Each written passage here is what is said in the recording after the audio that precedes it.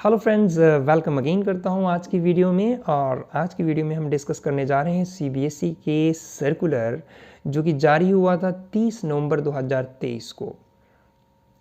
तो इस सर्कुलर में सीबीएसई ने क्लियरली मेंशन किया है कि अभी जो आगामी परीक्षाएं होने जा रही हैं फरवरी के महीने में, सेशन 2023-24 के सीबीएसई के papers for class 10th and 12th, उसमें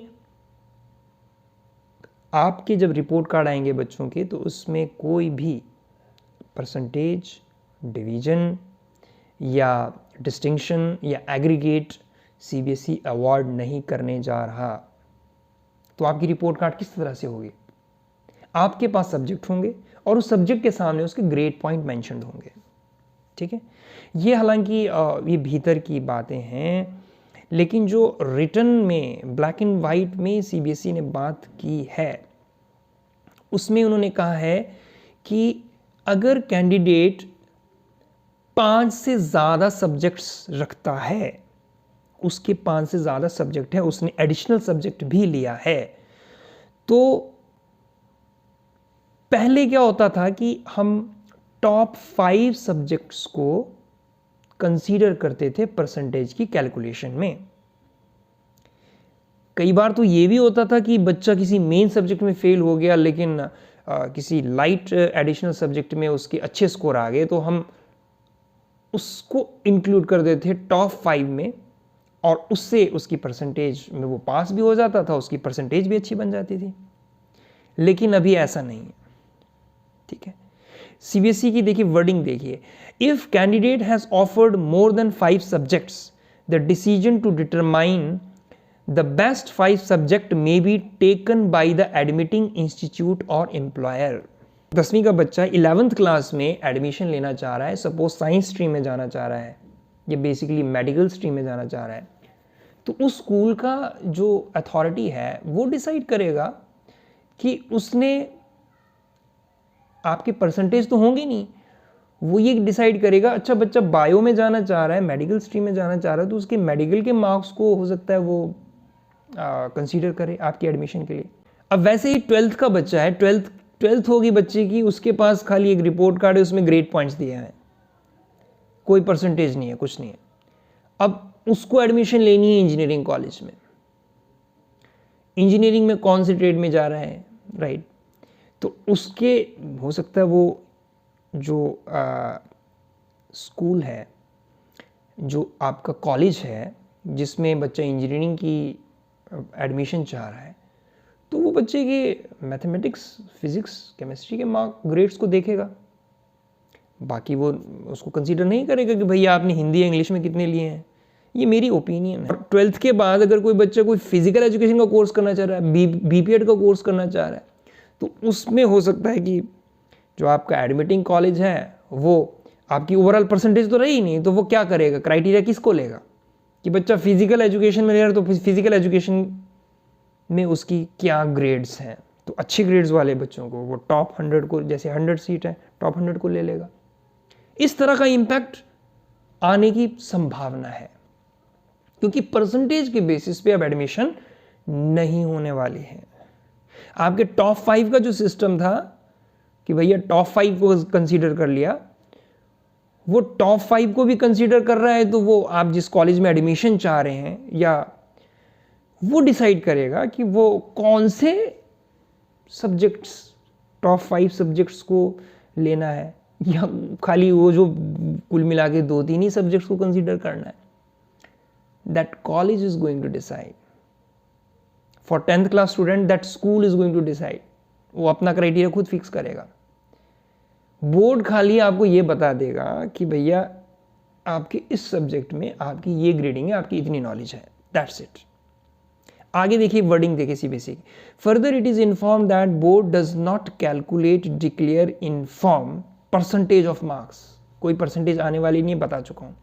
if the percentage of marks is required for the higher education और इन एम्प्लॉयमेंट, और जॉब के लिए भी अगर जाना है, वहां पे बहुत सारे कैंडिडेट्स हैं, तो उस पर्टिकुलर जॉब के लिए किस सब्जेक्ट्स के ग्रेड्स को वो आपका एम्प्लॉयर कंसीडर करने वाला है, उसके लिए वो एम्प्लॉयर खुद अपने हिसाब से वो डिसाइड करेगा। ऐसा नहीं है कि भैया परसेंटेज ये वाला बच्चा है तो हम उसको कंसीडर कर लेंगे, ठीक है। It is written, if the percentage of marks is required for higher education or in employment, the calculation, if any, may be done by the admitting institution or employer.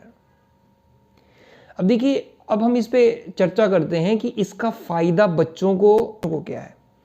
पहले जो एक एक दो दो मार्क्स की वजह से रैंकिंग होती थी, भैया वो फर्स्ट आ गया, मैं फर्स्ट नहीं आ पाया, और जो एक तरह का एक प्रेशर होता था वो नहीं रहेगा। 91 से 100 वाले सारे वो उनको 10 ग्रेड पॉइंट मिलना है, तो आई मीन टू से they will come in that top grade, that's it. ऐसा नहीं कि 91 वाला कम है या लाइक 100 वाला वो या 92 या 95 वाला ज़्यादा है। It's not like that, okay. आप उस नॉलेज रेंज में लाई करते हो, दैट्स इट। लेकिन नुकसान क्या होने वाला है? नुकसान स्कूल को और स्टूडेंट्स को क्या होने वाला है? पहले स्कूल्स अपना परसेंटेज तय करती थी। सपोज कभी बच्चा किसी सब्जेक्ट में लाइक कम स्कोर कर आया, उसकी परसेंटेज डाउन जा रही है, या कई बार वो किसी सब्जेक्ट में वो स्कोर ही नहीं कर पाता था, लेकिन फिर भी वो बच्चा पास हो जाता था, तो उसमें हम एडिशनल सब्जेक्ट जो हम लाइटर सब्जेक्ट नॉर्मली जो होते हैं उनके मार्क्स जो टॉप 5 में कंसीडर हो जाते थे, उससे बच्चे की परसेंटेज भी अच्छी बन जाती थी। स्कूल को भी अपना रिजल्ट जो अच्छा प्रोजेक्ट करने का एक मौका मिल जाता था, और बच्चे भी अपना परसेंटेज जो है वो दिखा देते, okay I have scored this much. But now it is not like that. भैया आप ये सब्जेक्ट्स को आप कैरी कर रहे थे और आपकी नॉलेज इन सब्जेक्ट्स में ये है, तो इसका देखिए ओवरऑल इम्पैक्ट क्या है। What is the main motive behind CBSE in introducing this type of system, which is clearly mentioned in subsection 40.1 section 3 of chapter 7 of education bylaws. No overall division, distinction, grading shall be awarded. इसका फायदा क्या होने वाला है? बच्चा पढ़ेगा, अपनी knowledge के लिए पढ़ेगा, ओके।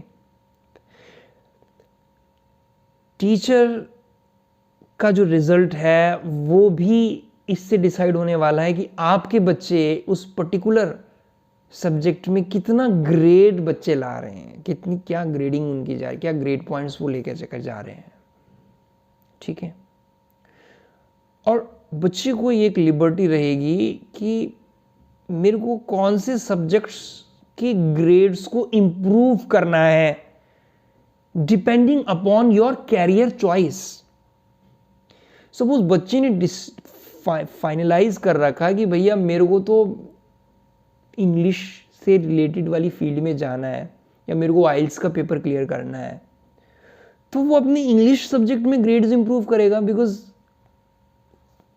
प्रोबेबिलिटी यही बन रही है ना कि आपका जिस जगह पे आप जा रहे हो उन्होंने आपकी ओवरऑल परसेंटेज तो है ही नहीं, तो वो उसको देखेंगे ही नहीं। वो ये देखेंगे कि आपको एक स्टोर में या एक रिसेप्शन में आपको कस्टमर के साथ डील करना है, तो वो ये देखेगा कि भैया आपके इंग्लिश में आपकी ग्रेड कितनी अच्छी है। वो बाकी सब्जेक्ट्स को कंसीडर नहीं करेगा, because he is concern with your subject, with your area. अगर कोई एक बच्चा है जिसको अपना मैथमेटिकल बैकग्राउंड वाले कैरियर में जाना है, तो आपका एम्प्लॉयर आपके मैथमेटिक्स वाले में ग्रेड्स अच्छे देखेगा। तो इस तरह से एम्प्लॉयर के एंड पे भी लिबर्टी आ रही है कि वो उसके प्रोफेशन से कंसर्न जो सब्जेक्ट है उसके ग्रेड्स पे वो डायरेक्टली ध्यान देगा। और स्टूडेंट के एंड पे भी एक तरह की फ्रीडम आ रही है कि भैया मेरा कैरियर तो ये है, तो मैं ये वाले सब्जेक्ट्स पे ज़्यादा इंप्रूव करूंगा। फ्लेक्सिबिलिटी आ रही है। और ओवरऑल जो सीबीएसई का मंशा क्या है कि बच्चा के नॉलेज को प्रोजेक्ट करना।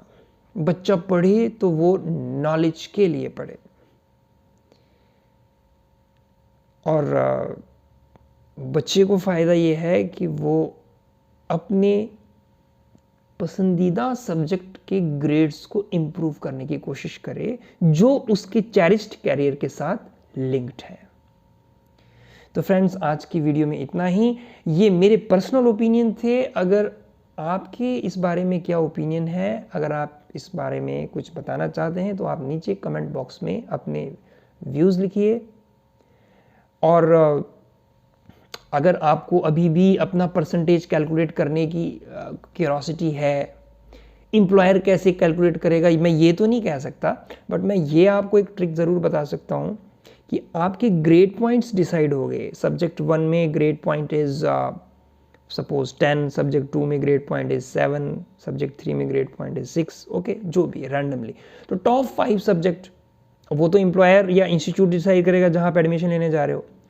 तो आपके अगर 5 ही सब्जेक्ट हैं तो उनके ग्रेड पॉइंट्स को आप ऐड कर लीजिए, जो भी सम बनेगा उसको डिवाइडेड बाय 5 कर दीजिए, वो आपका बन जाएगा CGPA, cumulative grading point system.